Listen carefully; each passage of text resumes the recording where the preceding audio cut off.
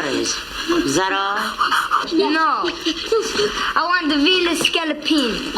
I want Straccione Alfredo. A bottle of fettuccine and 1981. The only thing we serve is tongue.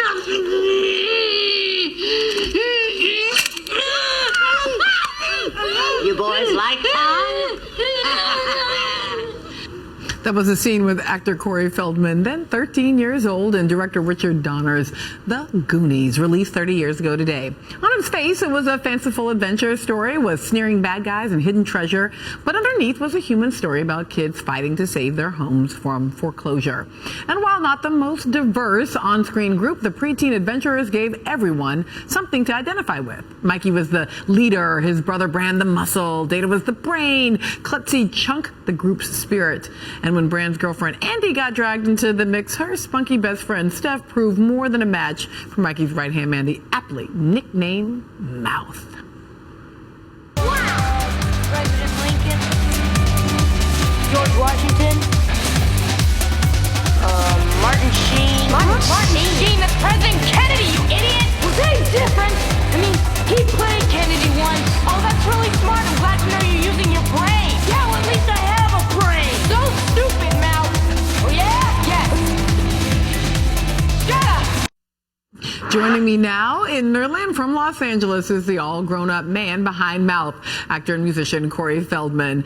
Corey, I have to tell you that the level of enthusiasm from my executive producer, Eric, at having a chance to talk to you before we came on air is very, you actually turned him into a Goonie. Thank you. Bless you. Bless him. Bless Eric. And there's a little bit of a debate raging in Nerland right now. Is Goonies just a boy movie? Oh, heck no. Are you kidding me? We have more girl fans probably than we do boy fans. That's a crazy thing. Oh my God, every girl, it's like Goonies, Goonies, Goonies all the time. And yet there is something about that kind of particular idea of adventure, I think the language you were using earlier is swashbuckling.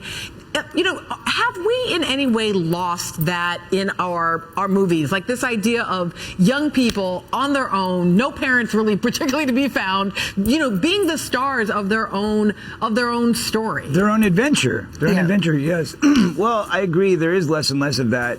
And I think a lot of that has to do with so much politics these days. You know, you have to go back 30 years ago.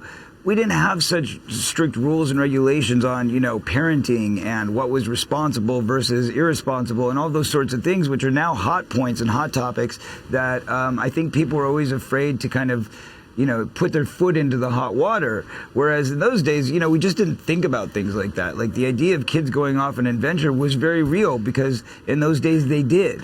Nowadays, their biggest adventure is all connecting on Xbox Live. Right. I mean, I can say, you know, my parents were terrific parents and all of that, but they weren't really, I mean, in most of my like day to day, I don't really know where my parents were because I was there with my sisters, with, you know, kind of groups of kids. And yet I'm wondering, what was that experience like to actually be on set with a group of young people?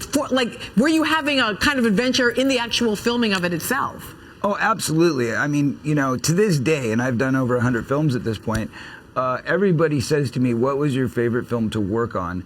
My favorite film to watch and my favorite film to work on, which is two different answers. But to work on, the answer is always very simple, The Goonies, because who else could imagine having to go to work every day, to work on a pirate ship, to be with 7 kids who are all fun and outgoing and adventurous.